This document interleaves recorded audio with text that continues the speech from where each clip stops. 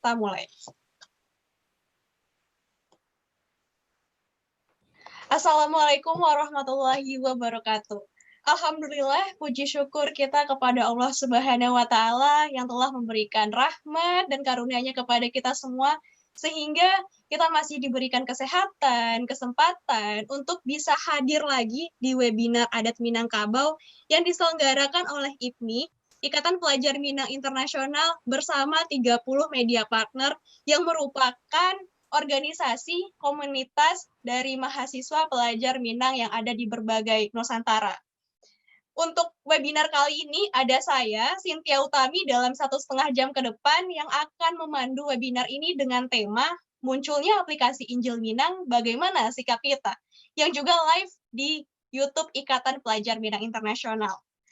Kemunculan aplikasi Injil Minang di Play Store membuat masyarakat Minangkabau menjadi resah, menghadirkan polemik di kalangan masyarakat. Nggak hanya internal Minangkabau nih, tapi juga dari eksternal Minangkabau yang menilai bahwa Sumatera Barat ini terlalu keras, tidak terbuka, padahal ada banyak agama, suku, ras, dan semacamnya. Sebelumnya, 2 hari yang lalu kita sudah membahas ini bersama seorang budayawan Minang yang kerap dikenal dan disapa dengan Mak Kati, dan dari beliau kita sudah cukup banyak mendapatkan pencerahan dan wawasan lebih luas lagi tentang Minangkabau. Seperti yang kita ketahui bahwa misalnya di Minangkabau ini ada istilahnya Tigo Tungku Sajarangan, yang mana ada peran Niniak Mama atau penghulu, terus juga ada alim ulama dan cadia pandai dalam kepemimpinan di Minangkabau. Untuk itu, berarti di Minangkabau ini peranan alim ulama juga sangat penting. Makanya di webinar kali ini kita hadirkan seorang tokoh alim ulama dengan harapan kita ini bisa semakin tahu tentang budaya dan adat Minangkabau. Beliau adalah Buya Gus Rizal Gazahar dengan gelar Datuk Palimo Basa, seorang tokoh Minang yang sekarang menjadi Ketua MUI Sumbar. Untuk itu kita sambut kedatangan Buya. Assalamualaikum Buya. Waalaikumsalam warahmatullahi wabarakatuh. Bagaimana kabarnya Buya? Sehat? Alhamdulillah. Terima kasih sebelumnya Buya udah mau memberikan waktu dan kesempatannya untuk hadir di webinar Adat Minangkabau sesi kedua ini. Baik, sama-sama. Jadi gini Buya, pendapat Buya bagaimana tentang adanya kemunculan dari aplikasi Injil Minangkabau ini?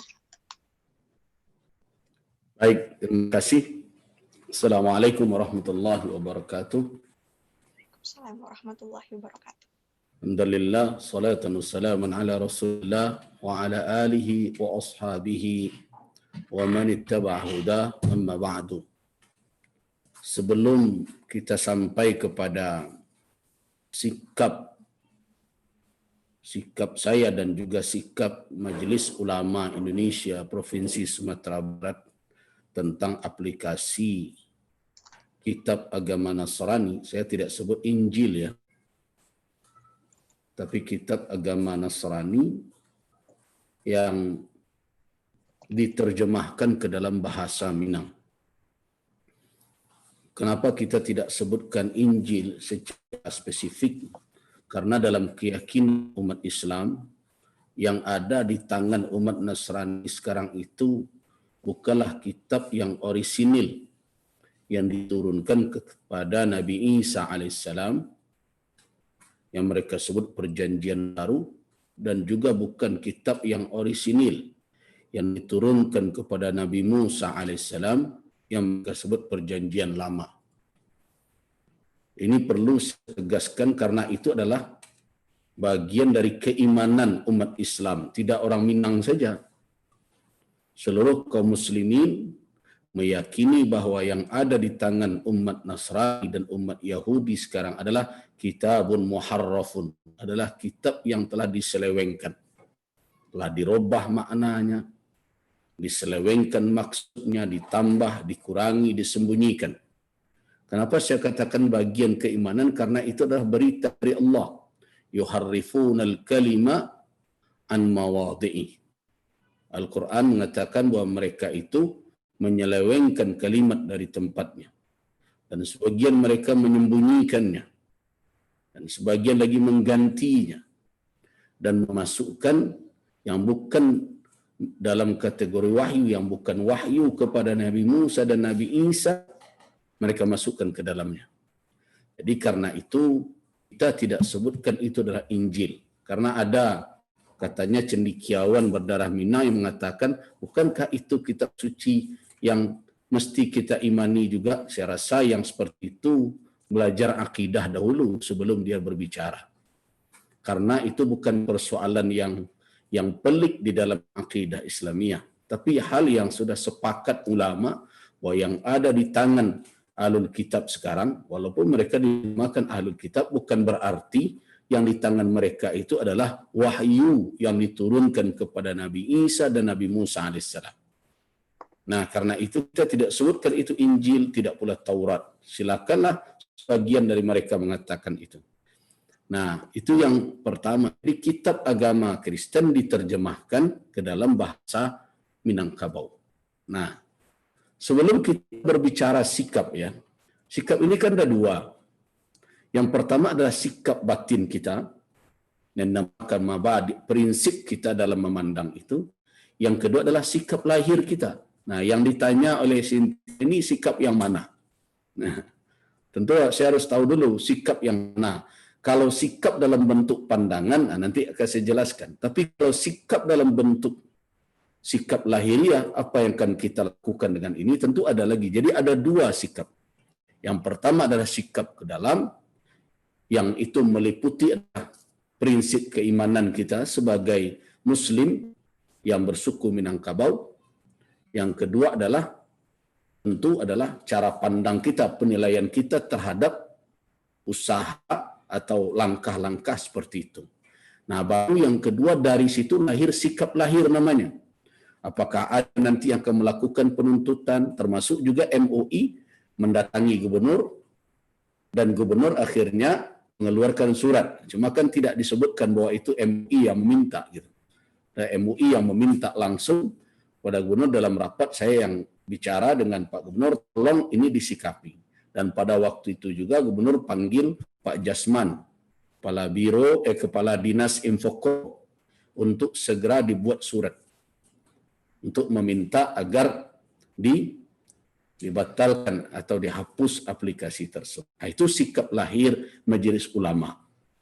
Majelis Ulama tentu belum melangkah kepada gerakan-gerakan yang mungkin turun jalan, belum itu. Karena MUI tentu lebih dahulu melangkah dalam ranah bernasihat, memberikan pandangan, dan itu telah ditindaklanjuti oleh Pemda Sumatera Barat melalui Gubernur dan Kepala Dinas Infocom. Nah, itu yang akhirnya memicu perdebatan, dan sebenarnya perdebatan itu tidak terlalu pelik. Kebetulan ada seseorang saja, yang kita sebut sajalah Ade Armando yang berkomentar itu. Dan komentarnya bukan pula dalam perkara yang substantif, tapi lebih kepada gaya-gaya jalanan. Bukan masalah yang dikomentari, tetapi malah menyerempet kepada penghinaan, kepada pelecehan terhadap etnis. Nah, disinilah makanya menjadi hangat, dan menurut Majelis Ulama, langkah yang diambil oleh beberapa organisasi adat Minangkabau seperti Badan Koordinasi Kerapatan Adat Nagari, Bakorkan, itu sudah patut itu, dan MUI dalam hal itu memaklumi langkah itu, dan MUI mensupportnya. Nah, cuma yang di depan di sini tentu adalah kalangan dari tokoh-tokoh adat, karena memang lebih berkompeten dalam hal ini adalah tokoh-tokoh adat kita. Nah, sekarang saya mau lihat dulu dari sikap batinnya. Nah, yang pertama yang perlu kita fahami bahwa bagi siapa yang menelusuri adat Minangkabau. Nah, adat Minangkabau itu kan bisa dilihat dari mana?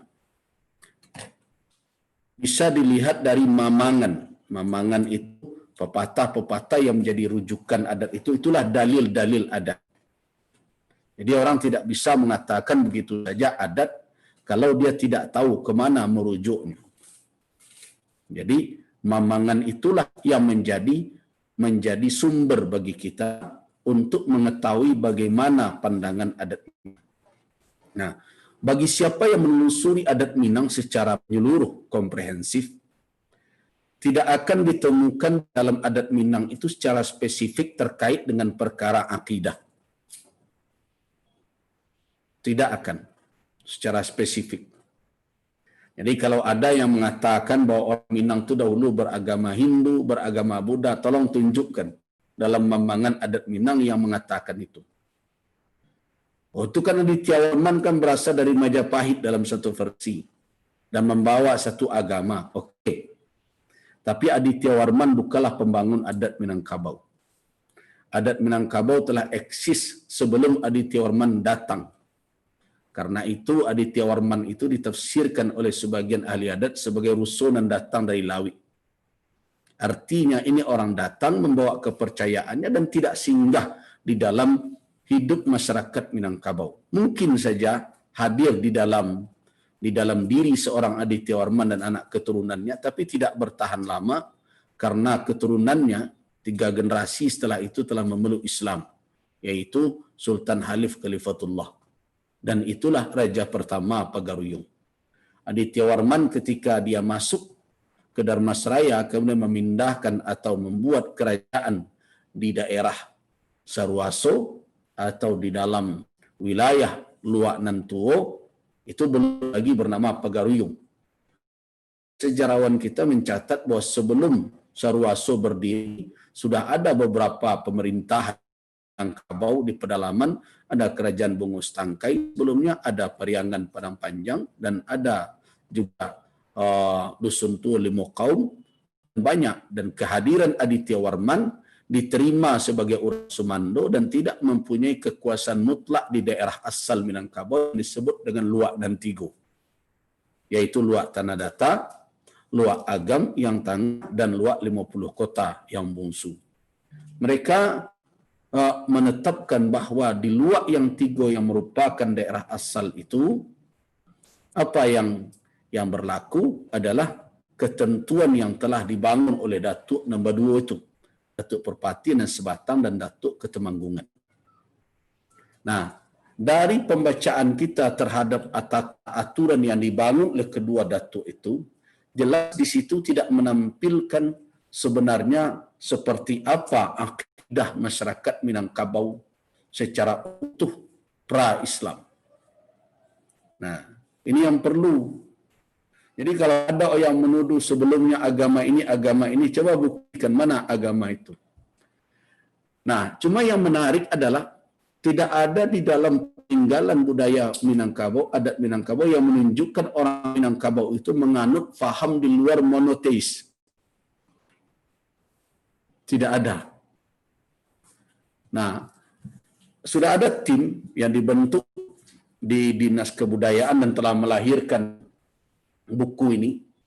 Ya, ini buku hasil dari kajian bersama di Dinas Kebudayaan Minangkabau, dan kebetulan saya adalah editing terakhirnya. Ini tidak menemukan apa sebenarnya persis kepercayaan orang Minang sebelum Islam masuk. Jadi kalau ada tuduhan bahwa itu agamanya sebelumnya Hindu, Buddha, bahkan yang lain-lain, tidak ditemukan.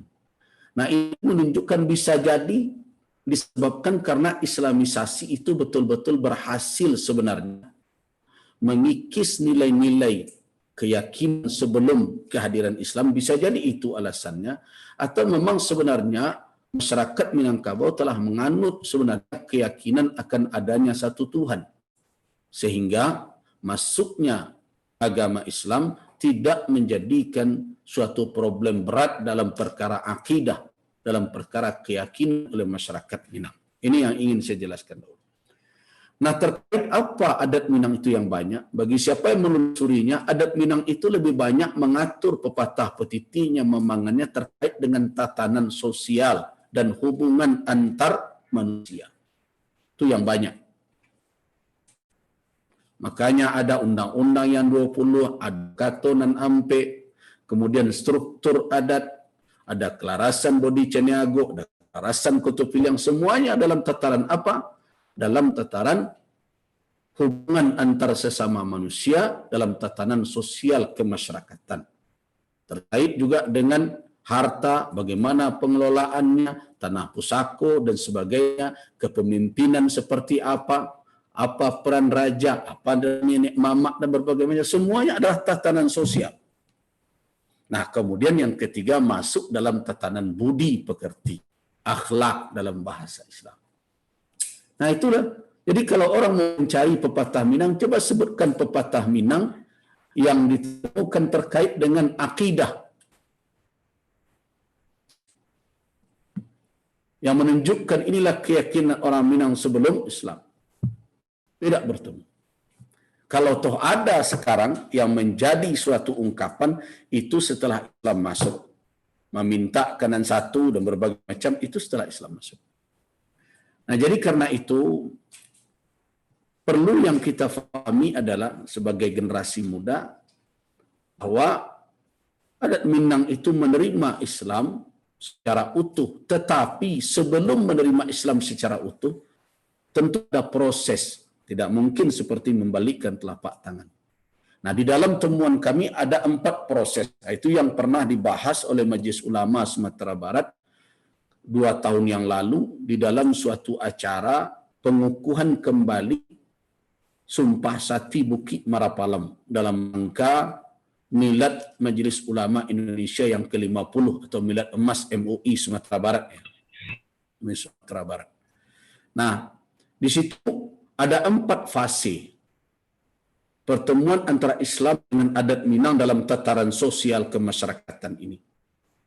4 fase itu, yang pertama tertuang di dalam mamangan adat adalah adat jo sarak serupa awe jo tabiang sanda menyanda keduanya.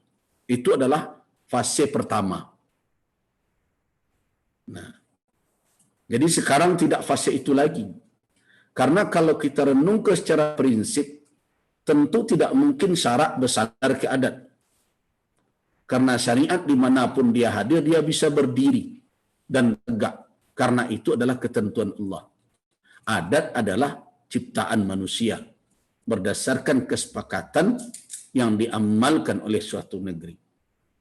Nah, jadi, tetapi kenapa demikian? Pada awalnya orang Minang punya karakter. Karakter orang Minang di dalam menyusun tatanan kehidupan mereka mencontoh kepada tatanan yang ada di alam semesta. Dan itulah yang disebut dengan alam tekambang jadi guru. Nah, antara petuah yang mereka dapat dalam alam tekambang jadi guru adalah kok lama atau mani jan dilulu sekali. Kalau pahit jan pulau dimuntahkan langsung. Itu adalah hasil pembelajaran dari kehidupan, dari alam semesta.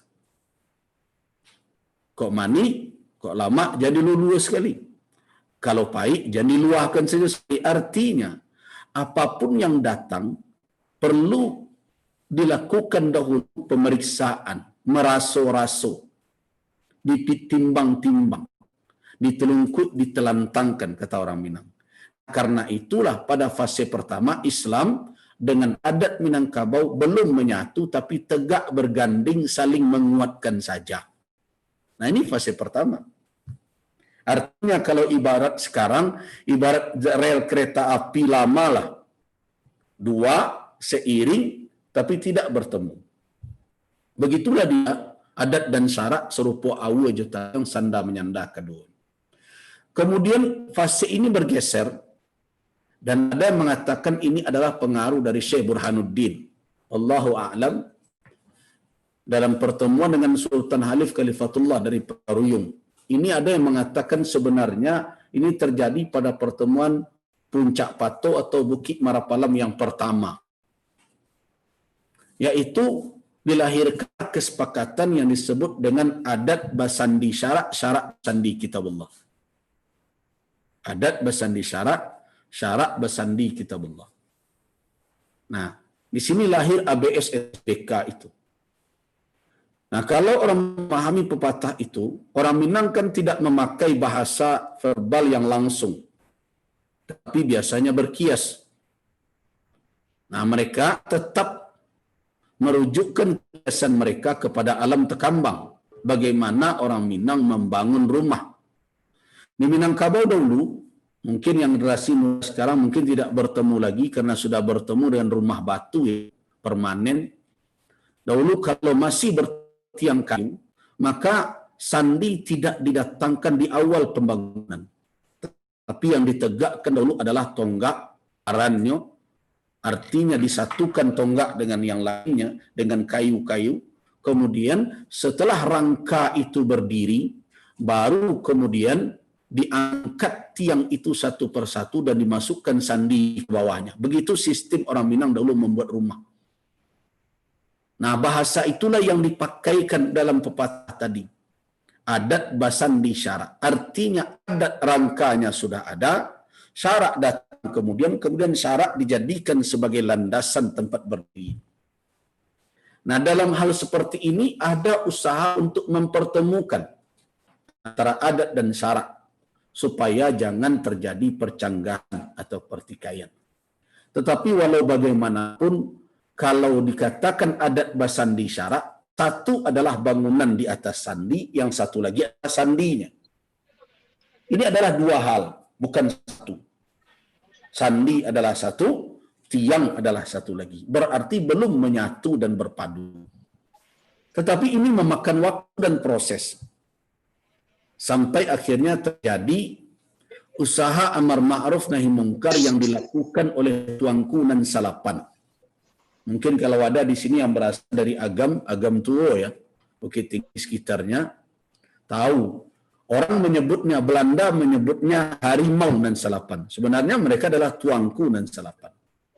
Nah, disebut harimau ada makna negatif dan positifnya. Bagi Belanda tentu mengatakan harimau itu supaya orang menghindar.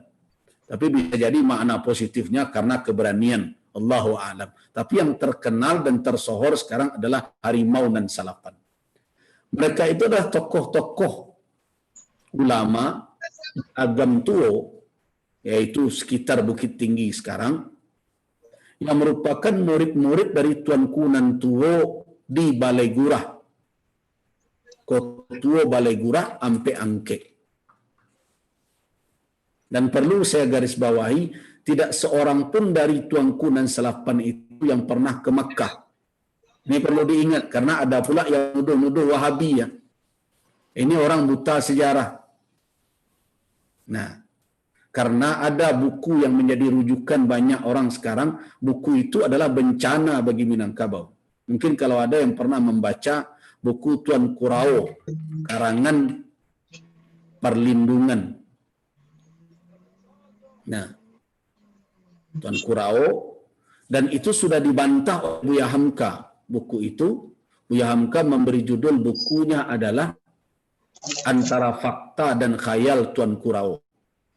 Nah, jadi kalau ada yang membaca buku Tuan Kurao karangan perlindungan saja, itu bisa tersesat dalam memahami sejarah Minangkabau. Karena tidak punya referensi. 80% dari buku itu kata Buya Hamka isinya adalah otak gadang. Itu kata Buya Hamka. Nah, jadi berhati-hati. Nah, itulah yang membuat tuduhan-tuduhan terhadap para ulama yang kemudian disebut dengan para ulama padri, yang akhirnya membuat buruk dan tercemarnya nama para ulama di Minangkabau yang berusaha melakukan pemurnian Islam. Nah, kita kembali tadi, Tuanku Nan Salapan ini kemudian diperkuat gerakan mereka oleh apa? Oleh 3 haji yang pulang dari Makkah. 3 haji yang pulang dari Makkah itulah yang Haji Sumani, Haji Miskin, Haji Piobang. Tapi apakah para haji itu terpapar oleh paham Wahabi? Tidak ada satu pun yang bisa mengindikasikan. Tidak ada satu pun sampai hari ini yang bisa menunjukkannya.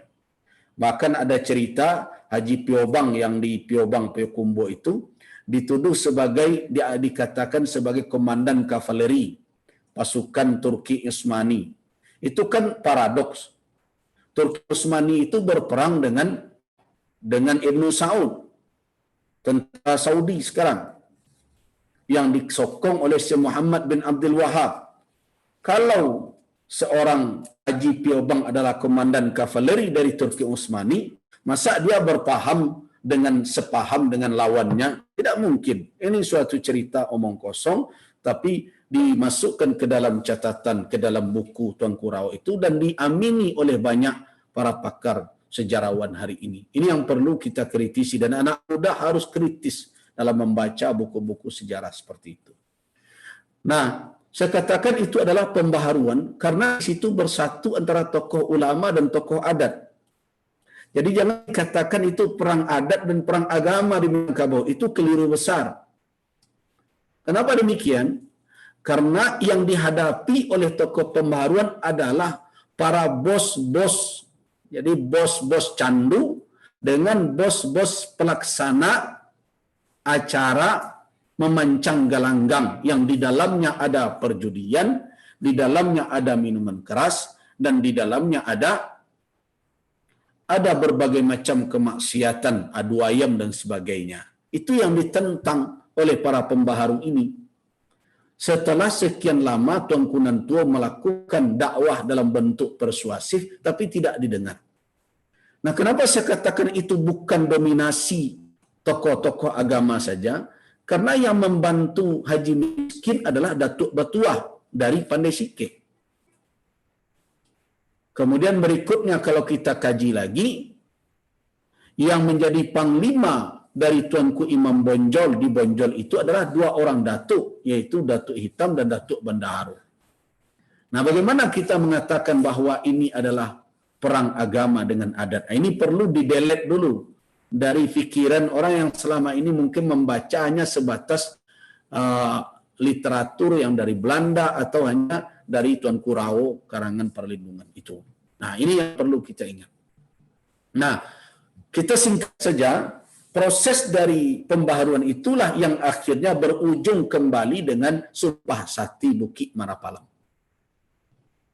Nah, untuk Sumpah Sakti yang kedua ini, ada catatan yang kita temukan dari Inyek Canduang. Mungkin ada yang dari Canduang di sini. Dari Inyek Canduang. Itu beliau tulis di dalam buku beliau. Buku beliau adalah buku Pertalian Adat dan Syarak namanya. Mungkin hampir tidak ada, mungkin tak ada yang membaca di sini tanda gitu. Karena bukunya asli awal ditulis dalam bahasa Arab Melayu. Tapi sudah ada dahulu dialih bahasa ke dalam bahasa Indonesia oleh salah seorang dosen di Imam Bonjol, kalau tidak salah. Nah, di situ ada dikatakan bahwa beliau bertemu dengan orang yang mengatakan, pendahulunya hadir dalam rapat yang disebut dengan rapat pengukuhan penetapan atau kesepakatan Sumpah Sakti Bukit Marapalang itu. Nah, di situ kalau dibaca di dalam buku Syekh Sulaiman Ar-Rasuli atau Inyek Canduang, ditemukan ada dua pepatah lagi yang dilahirkan di dalam pertemuan itu. Nah, dari sinilah kita berprinsip menyikapi nanti yang disebut dengan Bibel atau Alkitab berbahasa Minang itu. Apa pepatah itu? Ada dua. Yang pertama adalah adek bapane sarak balinduang. Yang kedua adalah sarak mengatuk, adek memakai. Nah, jadi ada yang pertama adalah adek bapane sarak balinduang, dan yang kedua adalah sarak mengatur adat memakai. Mungkin ini bisa dibaca. Ini judul. Jadi pengamalan adat basandi sarak basandi kitabullah. Kemudian adat bapane sarak balinduang, sarak mengatur adat memakai.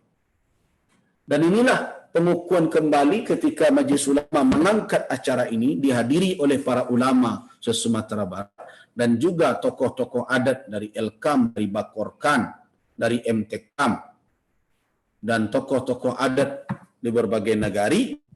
Kita merumuskan 4 pepatah. Jadi 4 ini kita anggap sebagai 4 fase. Yang pertama adalah adek jo sarak serupa awu jo tabi yang sanda menyanda keduanya. Yang kedua syarat adat basandi, syarat basandi kitabullah. Yang ketiga adalah adat bapane syarat berlindung. Apa maksud adat bapane syarat berlindung? Adat bapane adalah tubuh nan kasar, artinya badan kita yang lahir, itu yang berpanas terkena oleh mentari. Kalau kita berdiri di lapangan terbuka, yang terkena sinar mentari adalah tubuh yang kasar, ini badan. Sedangkan syarat berlindung maknanya adalah jiwa, itu yang tidak tersentuh oleh cahaya panas mentari, yang tidak terkena, yang ada di dalam tubuh. Artinya, orang Minang melangkah selangkah lagi, yaitu antara adat Minang dengan syarak, tidak lagi antara sendi dengan tonggak, tapi sudah bagaikan tubuh yang sebatang, atau sebuah tubuh. Ada tubuh yang lahir, ada yang harus di dalam, yaitu jiwa. Nah itu makanya Syekh Sulaiman Ar-Rasuli mengatakan di dalam kitab beliau itu, bahwa adat di Minang bagaikan tubuh, sedangkan syarak bagaikan jiwa di alam Minangkabau. Dengan itu barulah berpadu antara adat dan syarak, karena dia bagaikan sebatang tubuh, ada yang kasar dan ada yang lahir, yang batinnya, yaitu ruh. Nah baru setelah itu cocok kita pakaikan syarak mengatur, adat memakai. Kenapa?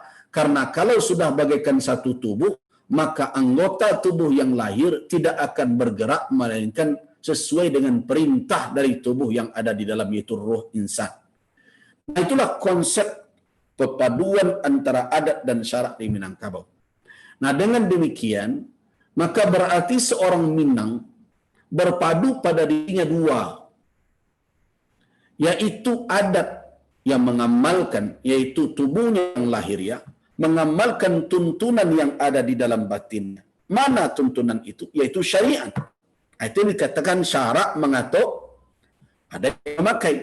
Nah, karena itu tidak ada lagi perbedaan pandangan di seluruh nagari di Minangkabau, dan ini konsensus ya, ditulis atau tidak akan ada manapun adat selingkah nagari yang membiarkan anak kemanakannya menjadi seorang yang non-muslim. Tidak akan. Karena itu ada setiap negari. Yang masalah ini bukan adat selingkah nagari sebenarnya. Ini adat yang berlaku di seluruh antero Minangkabau. Nah, itu yang dikatakan dengan adat sebatang panjang. Apa itu? Apabila ada yang menukar kiblat, yang berpindah akidahnya, yang murtad dari Islam, maka di dalam kaumnya dia akan dibuang dari kaum.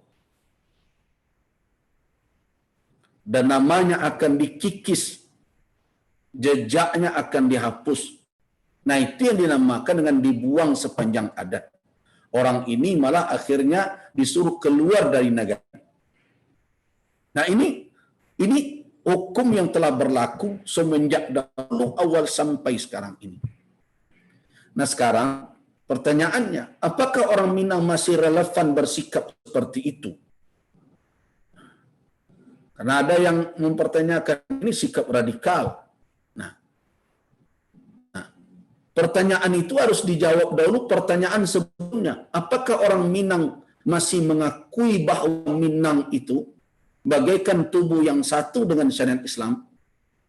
Kalau masih diakui, berarti sikap terhadap orang yang murtad dan bermacam itu adalah buah dari prinsip tadi. Jadi kalau ada orang meminta orang Minang menerima begitu saja orang yang murtad, berarti orang itu menuntut orang Minang merubah dahulu kesepakatan mendasar yang menjadi prinsip keminangan. Itu masalahnya. Karena itu prinsipnya. Dan itu prinsip itu tidak dilahirkan dengan musyawarah dan muktamar dalam 3 kali seminar. Itu prinsip itu lahir dari perjuangan panjang, bahkan sebagiannya ada yang terjadi pertikaian, bahkan berdarah, ada memang. Nah, karena untuk sampai kepada titik prinsip adat dan syarak bagaikan tubuh yang sebatang itu. Karena itu bagi orang Minang, adat harus menjalankan apa yang dikatakan oleh syariat. Nah karena itu dari sisi keminangan, kalau ada orang Minang yang tidak menerima anggota keluarganya, murtad, dan tidak menerima ada usaha-usaha untuk memurtadkan, itu adalah suatu sikap yang wajar bagi orang yang mengerti dengan keminangannya. Nah, sekarang apakah sikap seperti itu dibolehkan di dalam kehidupan negara yang pluralitas ini? Negara mengakui pluralitas, tetapi bukan berarti negara penganut pluralisme. Ini perlu dibedakan. Agama beragam, tapi bukan berarti kita mencampur aduk agama. Karena itu Majelis Ulama mengatakan pluralitas adalah suatu hal yang wakil, realita adanya. Tetapi pluralisme dalam agama hukumnya haram. Itu sudah dijelaskan oleh Majelis Ulama. Nah, di dalam pluralitas seperti ini, negara mengakui hukum-hukum adat. Jadi kalau ada orang tidak setuju dengan sikap dari orang Minang, tidak mau ada di antara anggota keluarganya yang beragama selain Islam, apa yang dia tentang orang yang tidak setuju dengan sikap orang Minang? Orang itu berarti menentang undang-undang dasar yang mengakui hak dari masyarakat adat dengan segala keistimewaannya. Dan itu adalah hak masyarakat Minang. Sama dengan orang Minang bersuku kepada ibu. Dia tidak bersuku menurut ke garis keturunan bapa. Orang Minang tetap bernasab ke bapa. Jadi jangan disamakan suku dengan nasab. Nasab tetap ke bapa. Karena itu orang Minang kalau ditanya binnya, tidak ada dia sebut bin ibunya. Karena orang Minang tahu yang bin ke ibunya itu adalah anak zina. Nah, jadi bedakan antara suku dengan nasab. Nah, itu hak keistimewaan dan dijaga. Nah, karena itu, kalau sudah diakui dari hak masyarakat adat untuk menjalankan ketentuannya, maka seorang Minang itu adalah Muslim, jelas itu, walaupun tidak semua orang Sumatera Barat Minang itu diakui. Nah, karena itu, di mana letak tidak tolerannya? Untuk di Sumatera Barat, orang Minang sangat toleran dengan keberadaan orang beragama lain. Kapan terjadi konflik beragama di Sumatera Barat? Saya mau tanya ini anak-anak muda kalau pernah ke Padang dahulu, ya. Dahulu, coba lihat sepanjang jalan protokol di Kota Padang sebelum berdiri Masjid Raya Sumatera Barat yang sekarang di ujung Khatib Sulaiman itu, ada enggak bertemu masjid? Coba lihat dari simpang kandang sana, dari arah Alang Laweh, terus berjalan sampai dekat ujung Khatib Sulaiman. Kalau tidak adalah Masjid Raya Sumatera Barat sekarang, yang bertemu oleh saudara-saudara gereja sepanjang jalan protokol, ibu kota Provinsi Sumatera Barat. Ada orang Minang heboh. Ada tuh gereja KBP di Simpang Kandang. Kemudian ada lagi di depan kantor gubernur. Coba bayangkan. Orang Minang selama ini mengatakan ada bersandi syarat bersandi kitabullah, tapi di jalan protokolnya yang terpampang adalah salib. Heboh enggak masyarakat Minang? Dan tidak. Diganggu enggak gereja itu? Tidak. Itu berpuluh tahun lamanya loh. Nah, karena orang Minangkabau memahami bahwa yang menghuni Sumatera Barat bukan hanya orang Minang saja.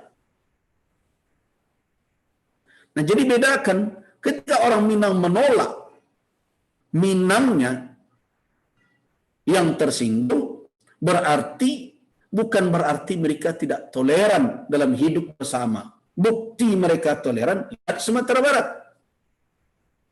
Sumatera Barat hampir tidak ada gesekan perkara agama. Bahkan kalau seandainya saudara-saudara ingin meneliti sekarang, pulanglah ke Pasaman Barat, coba lihat di situ dan tanya berapa jumlah gereja dan berapa dari gereja itu yang resmi berizin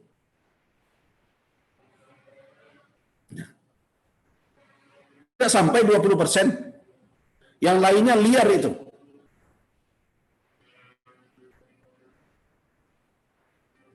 Nah, jadi kita melihat sekarang, apakah tuduhan orang Minangkabau ketika bersikap kitab diterjemahkan ke dalam bahasa Minang itu adalah berlebihan? Tidak. Malah mereka sangat elegan menyuarakan dengan surat resmi melapor kepada pihak yang punya kewenangan agar ini ada proses dan kemudian dihapus. Nah, mereka tidak melakukan gerakan-gerakan yang melawan hukum untuk itu. Nah, tapi sayang orang yang tidak setuju dengan sikap itu malah melompat kepada penghinaan, pelecehan. Jadi menurut saya tidak ada yang berlebihan dari sikap nenek mama itu. Nah, terus yang kedua, dilihat dari fungsi terjemah. Mungkin bagi siapa yang pernah, yang sekarang berada di Mesir, bisa ditelusuri kembali. Ada sidang Majma'ul Buhus Al-Islamiyah tentang hukum terjematul Quran. Dan itu perdebatannya panjang itu. Ulama terbagi kepada 3 kelompok di dalam hukum terjemah itu. Yang pertama, ada yang mengatakan terjemah itu haram. Yang kedua, ada yang mengatakan terjemah itu boleh. Yang ketiga, terjemah itu boleh tetapi dengan catatan, bisyurutin, dengan syarat. Ada 3, itu perdebatannya panjang. Nah, akhirnya mengerucut pada pendapat dibolehkan dengan syarat. Nah, apa syaratnya itu? Syaratnya adalah terjemah itu tidak mengambil hukum Al-Quran sedikit pun. Jadi tidak berlaku padanya hukum Al-Quran. Baik dari sisi fadilah keutamaannya maupun dari sisi kedudukannya. Jadi ulama tidak boleh merujuk kepada terjemah.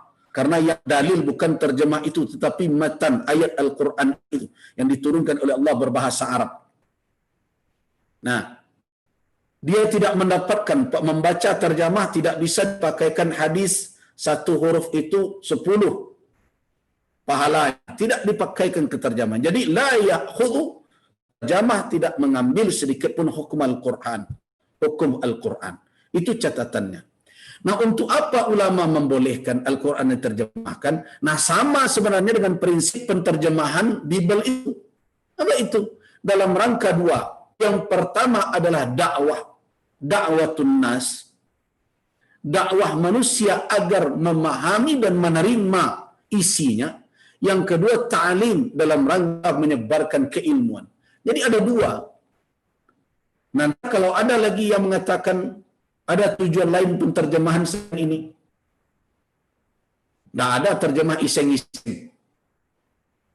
Yang jelas itu diterjemahkan adalah untuk apa? Untuk keilmuan, menyebarkan ilmu. Yang kedua dalam rangka untuk menarik orang agar dia meyakini kebenaran dari yang diterjemahkan. Nah, itu pula lah yang berlaku pada penterjemahan Alkitab itu atau Bible tersebut ke dalam bahasa Minang. Yang pertama untuk menyampaikan isi dari Alkitab supaya dikaji, bahas. Yang kedua adalah dalam rangka mengajak orang untuk meyakini bahwa apa yang diterjemahkan itu benar. Nah, disinilah masyarakat Minangkabau bereaksi. Untuk keilmuan tidak dibutuhkan. Kenapa? Seorang alim seperti kami, saya juga membaca Alkitab itu. Tidak perlu pakai bahasa Minang. Karena kami sudah membacanya dari berbahasa Indonesia, juga dulu berbahasa Arab kami pelajari waktu di Mesir itu. Nah, ada apa kepentingannya menterjemahkan? Yang kedua, nah ini yang sangat kental adalah dakwah. Mereka terjemahkan dan mereka sampaikan dalam bahasa khusus tentu untuk menjangkau masyarakat Minangkabau, untuk mendakwahi masyarakat Minangkabau agar bisa mengimaninya. Dan ini melanggar ketentuan hidup bersama di negara ini. Karena di dalam aturan yang ada, bahwa mendakwahi orang yang telah beragama dilarang di negara Kesatuan Republik Indonesia ini. Nah, sekarang setelah itu dilakukan, kemudian tiba-tiba ada orang Bukannya orang yang melakukan penterjemahan itu yang mestinya diingatkan, tapi malah orang Minangkabau yang dihina. Nah, bagi saya itu sudah keterlaluan. Tidak ada ilmiahnya sedikit pun, tidak ada alasan rasionalnya sedikit pun. Setiap orang berhak mempertahankan eksistensinya, dan itu hal yang wajar. Dan masyarakat Minang tidak melakukan tindakan anarkis ketika menolak itu, tetapi menempuh prosedur yang formal, resmi, yaitu kami datang, saya pribadi yang datang ya kepada gubernur dan mengingatkan itu, saya sendiri yang membawa nama Majelis Ulama. Tolong ini disurati pihak Kemenkominfo di pusat agar aplikasi ini dihapus. Nah, apa yang tidak elegan dari itu? Jadi saya rasa masyarakat Minangkabau sudah menempuh langkah yang tepat dalam hal ini. Kalau ada orang-orang yang melakukan penghinaan dan pelecehan terhadap suku, etnis, perlu sekali-sekali perlu diperingatkan. Supaya jangan dianggap saja oleh orang lurah hendak berbatu, ijuk hendak bersaga. Jadi perlu, kalau memang tindakannya itu telah melakukan tindakan melawan hukum, nah patut membungkuk dimakan sarung. Sudah saatnya, saya rasa tindakan nenek mama, lembaga-lembaga adat mengadukan adik Armando itu sudah pada tempatnya. Dan kita juga sedang menguji aparat sekarang ini, sedang melihat apakah benar-benar keadilan itu dikawal dan ditegakkan oleh aparat. Nah, ini kita sedang lihat. Sebab banyak kasus di negara kita, kalau sudah terkait dengan umat, banyak yang tidak berjalan kasus-kasus aduan tersebut. Tapi kalau sebaliknya, kalau ulama yang dikadukan, tokoh umat yang dikadukan, nah itu begitu cepat proses terjadi. Nah, kita akan lihat ini sejauh mana. Jadi itu saya kira secara prinsip batiniah kita tentu menolak hal itu karena bertentangan dengan prinsip keislaman dan keminangan kita. Yang kedua, secara sikap bahwa masyarakat Sumatera Barat harus mengambil sikap yang elegan. Jadi tidak dicari kemudian dipukulin. Nah, tidak begitu. Nah, himbauan ulama tidak demikian, tidak cara-cara yang seperti itu. Karena masyarakat Minang tidak menyelesaikan masalah dengan cara begitu kalau tidak terpaksa. Nah, karena itu langkah yang diambil mengadu ke aparat, kemudian minta diproses, nah itu sudah langkah yang tepat. Baik, demikian saya rasa saya ambil waktu agak banyak, mohon maaf. Assalamualaikum warahmatullahi wabarakatuh. Waalaikumsalam warahmatullahi wabarakatuh. Terima kasih Buya untuk ilmunya, pencerahannya untuk kita semua. Untuk teman-teman yang mau bertanya, silahkan langsung aja di chat. Nanti biar saya bisa langsung bertanya. Oke, kalau tadi kita sudah membahas tentang sikap batiniahnya nih Buya, yang tentang adat Minangkabau. Untuk sikap lanjutannya, lahiriah, tindakan kita, kan sudah dihapus aplikasinya. Apakah ada tindakan-tindakan lain untuk menindaklanjuti kejadian ini? Baik, tentu kita lihat sekarang masyarakat atau lembaga adat yang melaporkan sekarang sedang proses, sedang diminta keterangan saksi-saksi. Nah, kita akan kawal itu dahulu. Kita lihat perkembangannya seperti apa. Dan tentu dari itu kan kita bicarakan bagaimana kelanjutan itu. Nah, sekarang semuanya sedang memantau itu. Dan ada sebagian yang ingin katanya mau turun jalan menyuarakan, ya negara yang menganut paham demokrasi seperti ini, bagaimana kita menghalanginya kalau hal seperti itu sesuai dengan prosedur. Ya, saya rasa sebagai suatu usaha untuk menyuarakan apa yang menjadi prinsip dan ada ketersinggungan dari sikap beberapa orang itu, saya rasa itu hal-hal yang wajar, sama tidak melanggar ketentuan-ketentuan hukum yang ada. Tapi sampai saat ini ada koordinasi beberapa kawan-kawan dengan MUI, karena ini terkait dengan perkara adat dan berbagai macam, maka MUI dalam hal ini sifatnya membackup lembaga-lembaga adat dan kawan-kawan yang menempuh proses hukum. Itu dulu. So kalau kadang-kadang kalau MUI yang di depan, kadang dibawa kepada toleransi beragama dan berbagai macam. Ini bukan hanya sebatas agama saja, karena bagi orang Minang agama itu harus diejawantahkan di dalam apa? Dalam sikap keadatan mereka. Jadi seorang Minang itu harus menampilkan, mengungkapkan keislaman itu di dalam apa? Di dalam sikap keseharian. Nah, itu yang dikatakan dengan adat itu. Nah, jadi karena itu yang ke depan sekarang ini adalah lembaga-lembaga adat kita. Dan kita support, dan alhamdulillah sekarang sedang berjalan. Saya tengok beberapa yang lalu, beberapa saksi didatangkan untuk itu. Dan saya lihat juga tokoh-tokoh di rantau juga tersinggung dengan itu. Kita lihat ada tulisan dari Gamawan Fauzi dan lain-lain.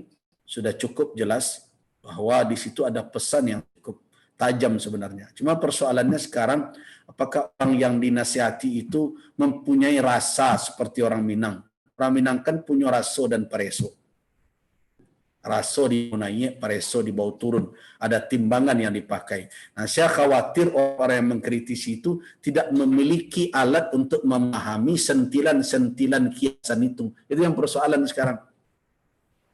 So, orang yang bisa menangkap sentilan-sentilan kiasan di dalam nasihat itu adalah orang-orang yang terasah dengan keminangan.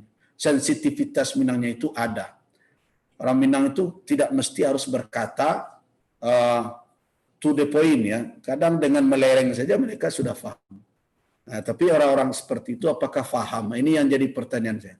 Nah, karena itu wajar kalau akhirnya sekelompok dari masyarakat kita, nenek mama kita melakukan langkah-langkah itu. Dan kita bersama dengan beliau-beliau itu insya Allah. Saya rasa itu. Oke, terima kasih Buya untuk jawabannya. Ada pertanyaan selanjutnya dari Rizky, IPMM Bogor. Izin bertanya Buya, kan kalau misalnya Minang itu sudah identik dengan Islamnya, bagaimana cara kita menjelaskan kepada teman-teman non-Minang dan non-Muslim jika bertanya kepada kita mengenai kitab Nasrani dalam bahasa Minang? Karena sebenarnya itu udah jelas, Minang itu Islam. Tapi kan di Indonesia ini sangat-sangat beragam. Sekali lagi disinggung dengan toleransi beragama. Toleransi beragama itu yang harus dijelaskan dahulu. Apakah toleransi beragama itu boleh melanggar batas-batas yang menjadi kesepakatan orang lain? Nah, saya ambil saja satu sikap. Kalau dalam satu RT saja ada kesepakatan tidak boleh dilanggar. Kenapa di dalam suatu suku yang eksis sebelum negara ini ada, sebelum HAM itu diratifikasi, kenapa tidak boleh mereka memiliki hak komunal? Ini yang perlu diingat. Nah, saya ambil contoh. Bukankah suku-suku lain di dalam pernikahan juga ada batasan-batasan tertentu? Kita hargai dan kita hormati. Kita ambil contoh Bali. Bali ketika nyepi, coba lihat, seluruhnya harus berdiam diri. Pesawat pun tidak terbang. Coba bayangkan. Kenapa ketika masyarakat Minangkabau saja bersikap seperti itu kemudian dianggap intoleran? Jadi sampaikan saja, toleransi itu tidak bisa ibarat pisau mata sebelah. Hanya berguna untuk menyayat orang saja. Toleransi itu memiliki pisau bermata dua, adil. Dia mengarah kepada orang lain dan mengarah kepada diri kita. Bagaimana Bali begitu dihormati dengan berbagai macam keyakinan budaya mereka? Ketika hari nyepi, tidak boleh melakukan berbagai kegiatan, keluar rumah pun tidak. Pesawat, ada tidak dihitung itu kerugian? Secara material, tidak terbang sekian kali penerbangan, internasional dan nasional. Siapa itu yang dirugikan? Kenapa tidak bicara toleransi dalam hal itu? Jadi, jelaskan kepada orang-orang itu. Toleransi itu bukan berarti kita memaksakan sesuatu kepada orang lain. Nah, orang Minang sudah memiliki kesepakatan dari awal sebelum negara ini merdeka. Mana yang harus dihormati dalam hal ini? Orang yang datang kemudian ingin merusaknya atau orang yang mempertahankan kesepakatan yang telah mereka yang telah mereka ambil jauh sebelum adanya negara ini. Nah, jadi terbalik kalau seandainya toleran itu terus diberikan kepada orang yang datang kemudian yang ingin merusak tatanan yang telah ada. Itu suatu hal yang keliru. Nah, itu yang perlu dijelaskan, toleransi itu. Makanya toleransi itu, kami telah katakan, toleransi itu membiarkan orang beribadah sesuai dengan ketentuan agamanya, tapi bukan berarti membiarkan mereka untuk merusak tatanan yang telah ada dan terbangun. Nah, itu kira-kira. Oke, baik teman-teman. Jadi perlu kita luruskan lagi tentang toleransi dalam beragama, bukan berarti kita mengusik agama orang lain. Selanjutnya, masih tentang pemahaman Minang dan Islam. Kalau tadi Buya bilang bisa kita ambil kesimpulan bahwa Islam itu memang, Minang itu memang yang beragama Islam. Beda halnya dengan orang Padang atau orang Sumatera Barat, yang di dalamnya belum tentu hanya orang Islam.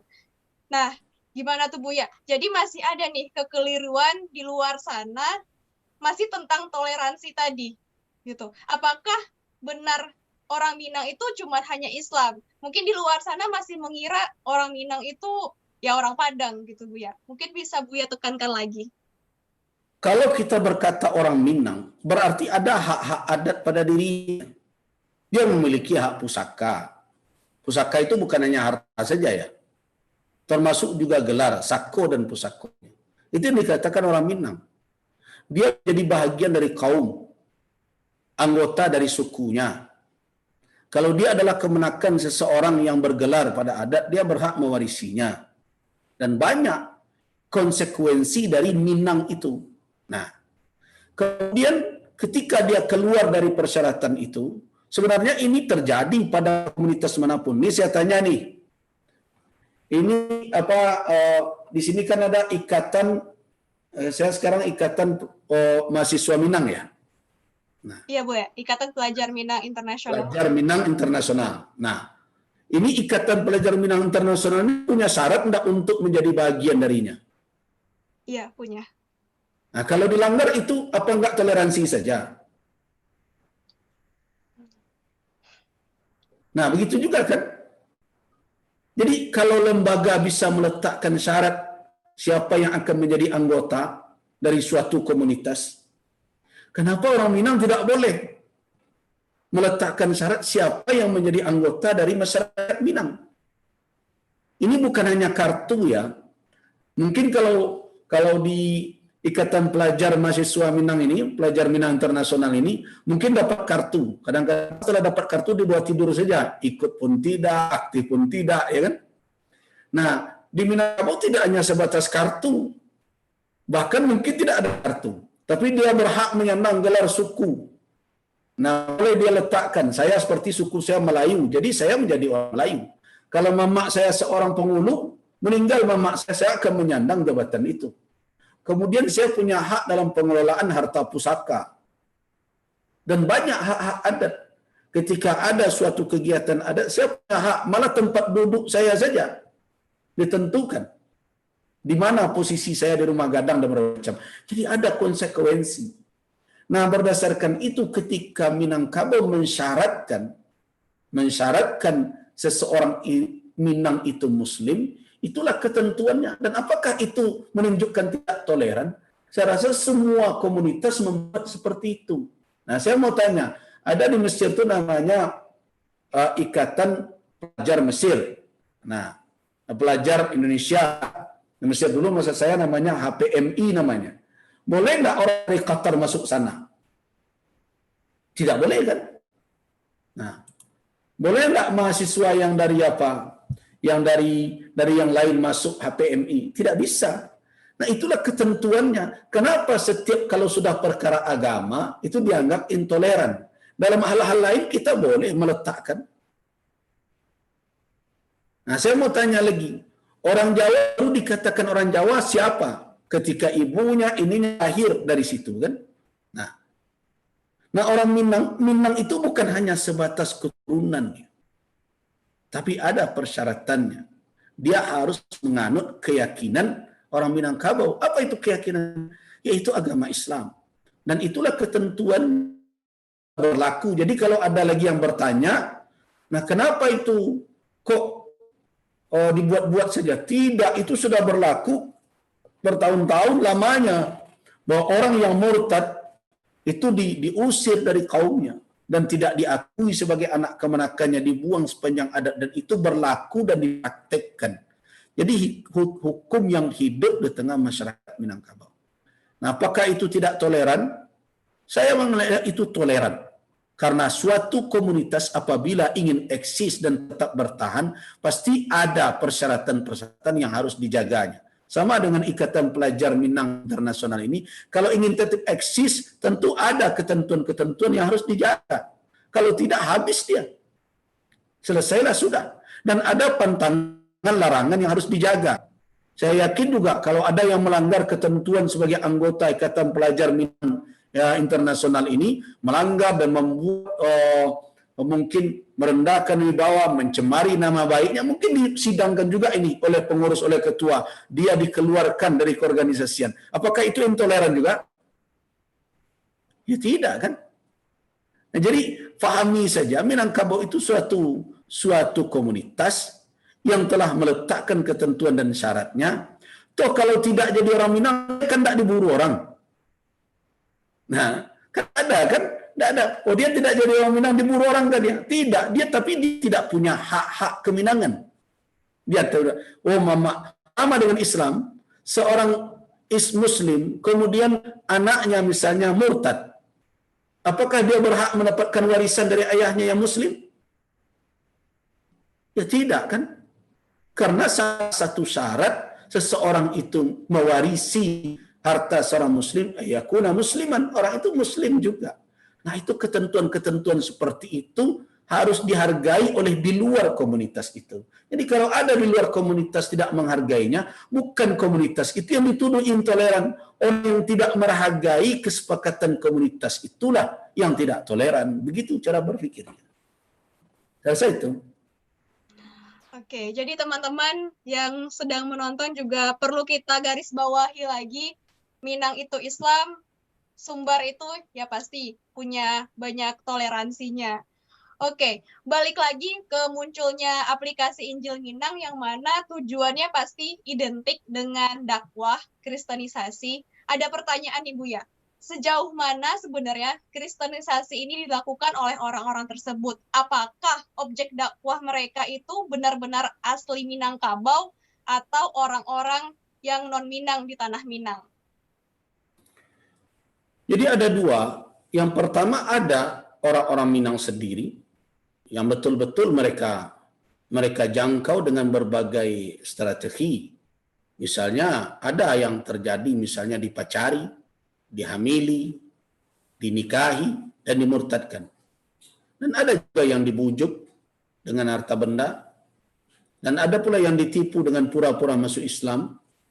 Kemudian setelah itu, kemudian baru dia pindah lagi kepada agamanya, dan itu terjadi. Kemudian pendirian atau mendirikan rumah ibadah berlebihan secara masif di Sumatera Barat, dan cenderung aparat diam saja, dan itu terjadi. Kemudian juga saya pernah dulu menghadapi bagaimana mereka itu memasukkan faham-faham itu ketika kondisi kita di dalam sedang dalam keadaan bencana. Mungkin ada yang pernah membrowsing ya, ketika gempa 30 September di Pariaman waktu itu, mereka membagikan komik-komik agama mereka, dan mereka bagikan juga Injil, bahkan sempat ada yang tertangkap oleh aktivis, oleh para dai, kemudian diantarkan, tapi dilepas lagi gitu. Berbagai macam kasus-kasus yang kita temui. Nah, jadi itu terjadi. Dan ini juga menunjukkan bagaimana mereka memakai simbol-simbol budaya Minangkabau, seperti yang kita tahu ada Januari Koto namanya.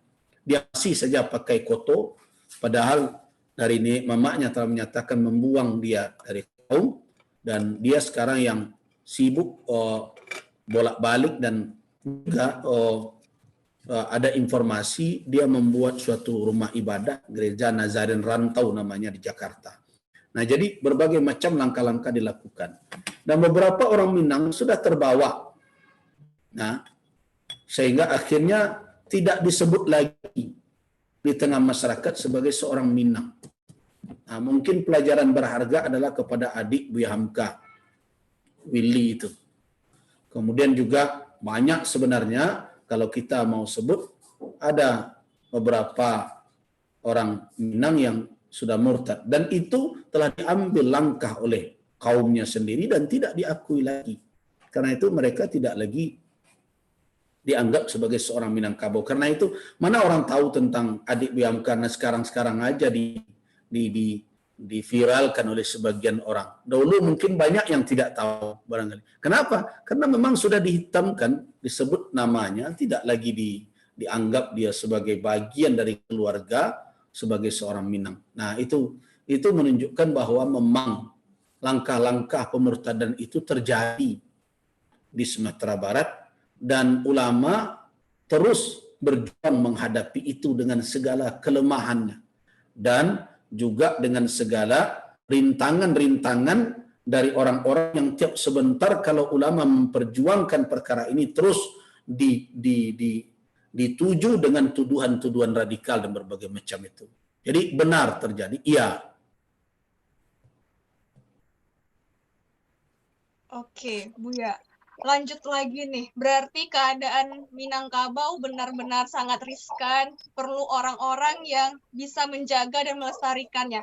Lalu mungkin dari pandangan Buya, sebenarnya apa yang bisa kita lakukan, apalagi generasi muda seperti kita ini yang nantinya untuk meregenerasikan Minangkabau? Langkah apa yang harus kita lakukan agar kejadian ini, bahkan kejadian lebih parah dari ini, tidak terulang lagi di masa yang akan datang?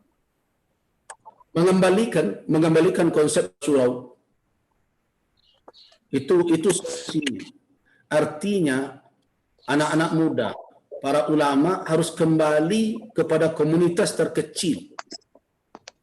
Komunitas terkecil di tanah Minang ini adalah nagari. Nagari ada jorong dan kampungnya. Berarti kita tidak boleh setelah tamat kuliah dan berbagai macam, keberhasilan kita ukur dari eksisnya kita di tataran nasional semata. Atau mungkin pada level-level yang tinggi. Sedangkan masyarakat bawah tidak kita perhatikan. Nah, Minangkabau itu dahulu kuat dan tidak bisa dimasuki oleh cara-cara yang seperti ini. Kalaupun ada yang mencoba, mudah untuk mengantisipasi karena basis pertahanan masyarakat yang itu kokoh. Di mana itu surau. Nah, sekarang institusi surau itu yang telah kehilangan peran, telah kehilangan fungsi. Bukan berarti saya mengatakan masjid tidak banyak di Sumatera. Banyak, bagus-bagus malah dari surau yang lama. Tetapi konsep bersurau itu yang tidak eksis. Nah, saya tidak mau ambil contoh yang lain dahulu ya. Contoh di kalangan ulama saja. Kenapa MUI Sumatera Barat menggaungkan atau mendengungkan kembali gerakan ulama balik basurau, bukan balik kasurau. Balik basurau itu maknanya adalah ulama kembali menjadi pembina umat di suraunya. Dia harus menjadi buya surau. Bukan hanya sekedar menceramahi.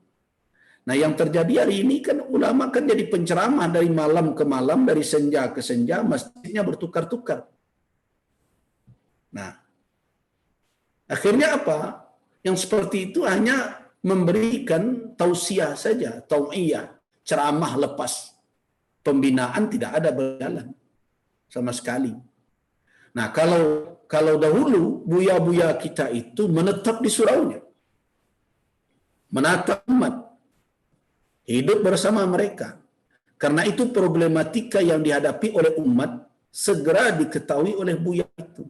Karena itu dahulu tidak ada di Minangkabau itu surau yang tidak berbuya dan buya yang tidak bersurau. Nah, karena itu kita minta sekarang tokoh-tokoh ulama kembali kepada dasar ini. Karena itulah yang diambil oleh adat Minang dari syariat. Konsep kedudukan masjid yang dibangun oleh Nabi pertama sekali, Masjid Nabawi, itu sama dengan konsep itulah yang diambil oleh masyarakat Minang dalam konsep basurau di Minangkabau. Nah, kalau setiap dari nagari itu sudah hidup suraunya kembali dan ada buyanya, saya tidak cemas itu dengan apa? Dengan pemurtadan, dengan berbagai macam. Nah, sekarang kenapa ini terjadi? Pemurtadan terjadi, narkoba menjadi-jadi, kemudian ditambah LGBT dan berbagai macam. Kenapa? Saya mau pakai istilah Minangkabau, mudah-mudahan paham ya. Walaupun sebagian mungkin tidak bertemu dengan itu, nanti saya jelaskan. Di Minang itu ada istilahnya satu lasuang itu harus bayam gadang. Satu lasuang bayam gadang. Tahu enggak lasuang? Lasuang itu lesung untuk menumbuk padi. Biasanya ada yang pakai tangan alunya dan ada yang pakai kaki. Nah, itu batu yang cekung, kemudian padi dimasuk ke dalam dan ditumbuk. Nanti akan menjadi beras. Lepaslah kulitnya. Nah, itu lesung namanya. Biasanya setiap lesung itu ada ayam, sekelompok ayam yang senantiasa di sana mencari makan. Dia tidak mau memakan yang di lesung, tapi biasanya yang tercecer dan berbagai macam. Nah, kumpulan ayam itu mesti ada satu ayam jago, ayam gadang namanya.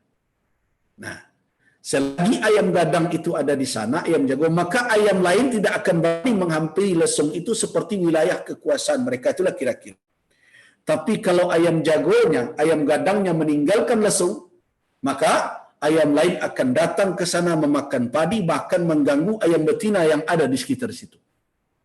Nah, jadi kalau di Minangkabau ini setiap lasuang itulah bayam gadang, artinya tokoh ini mau kembali ke masyarakatnya, hidup sama masyarakatnya, membina langsung masyarakatnya, tidak hanya sekedar menceramai hit and run gitu ya. Nah, sekarang yang terjadi begitu. Ceramai, tinggalkan. Nah, kalau begini yang terjadi, maka lama-lama ini orang akan mudah untuk masuk. Kenapa? Karena tidak ada ayam jagonya di dalam kampung itu, negari itu. Tapi kalau ada ayam gadangnya, maka orang akan berpikir sekian kali untuk masuk, membawa berbagai macam paham. Nah, ini yang perlu difahami. Karena itu saya mengajak sebenarnya setiap tokoh masyarakat, para ulama pun, agar betul-betul eksis di negari-negari itu. Kita yang menjadi paganya, menjadi pagar tokohnya.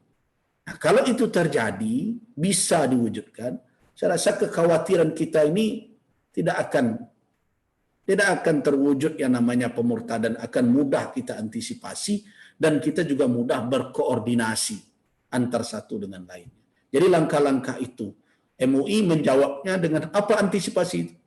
Wujudkan ulama balik basurau. Artinya ulama harus ada yang menetap, ada basisnya, ada dasar, ada tempat dia bisa di situ melakukan pembinaan secara kontinu terhadap umat. Jadi tidak seperti sekarang. Nah, karena itu saya kan semenjak lama saya ingatkan para giat majelis ta'lim berbagai macam, jangan terlalu hobi dengan tabligh akbar, saya bilang. Jadi apa yang mesti lakukan? Gerakkan betul majelis ta'lim itu yang harus aktif. Bukan tabligh akbarnya. Tabligh akbar tuh hadir 1000 orang, sekian orang. Ya paling-paling duit habis ratusan juta. Apa yang dapat oleh umat?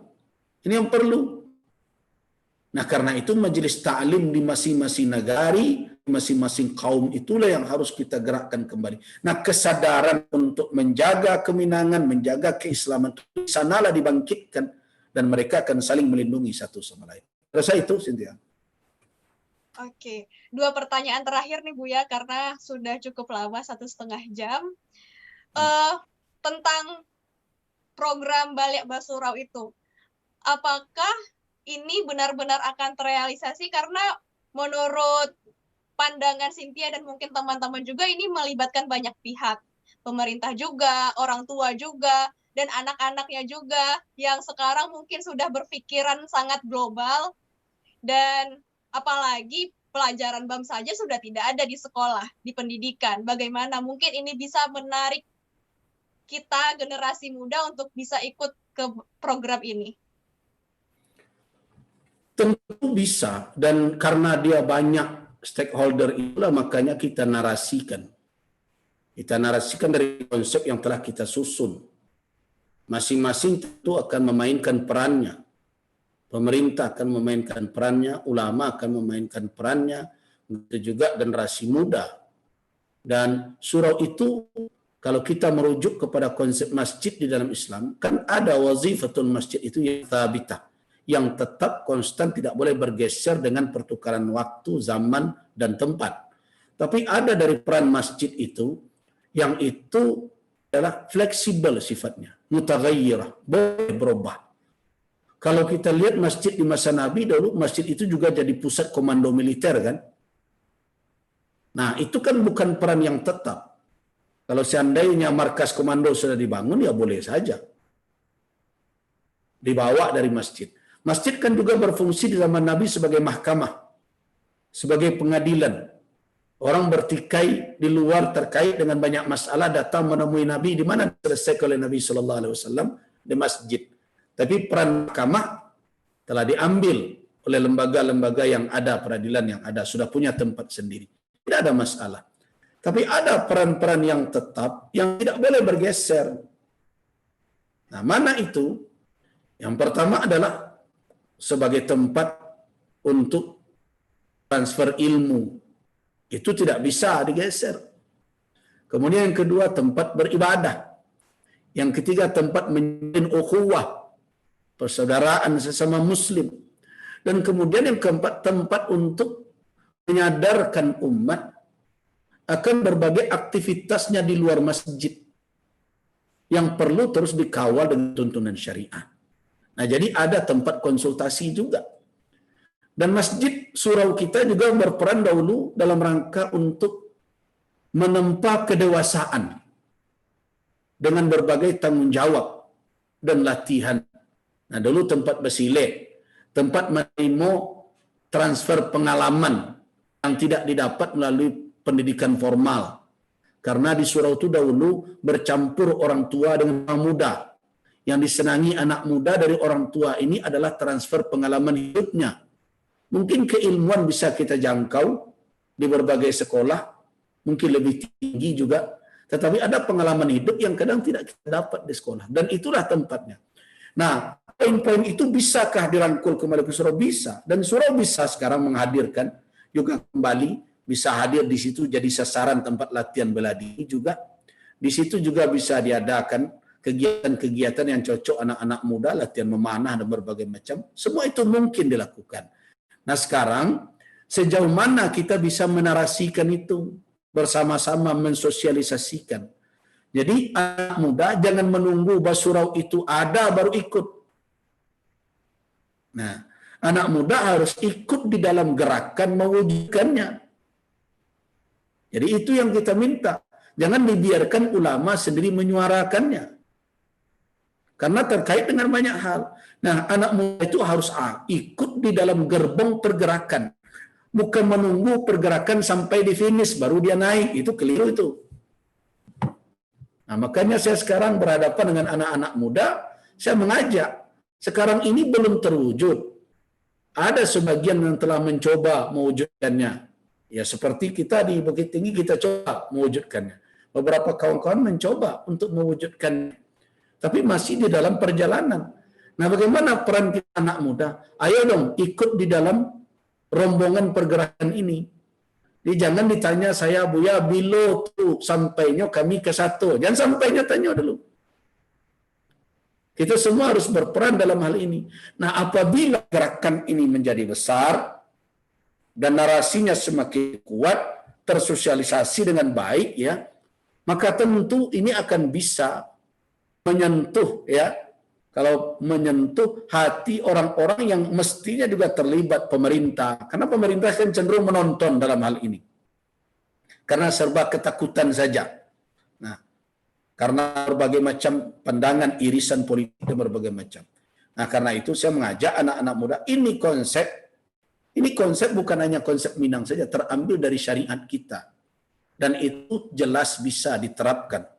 Dahulu bisa diterapkan, sekarang juga bisa diterapkan. Bahkan teknologi tidak menghambat malah akan mempermudah. Kan bisa surau itu juga ada anak-anak remaja yang bisa melakukan kajian virtual jamaah surau. Ya seperti ini bisa dilakukan. Seperti di surau kita di Bukit Tinggi, Surabaya Agus Desa, ada kajian virtual setiap hari Kamis, malam Jumat. Kan bisa dilakukan, banyak kegiatan. Nah, segala anak muda berkreativitas di situ. Melakukan berbagai kegiatan dan perkaya surau itu dengan berbagai macam potensi. Dan di sana kita bisa mengembangkan. Ada satu catatan penting yang perlu diingat. Apabila kita bisa berinteraksi secara real di surau, maka akan terbangun kedewasaan kita.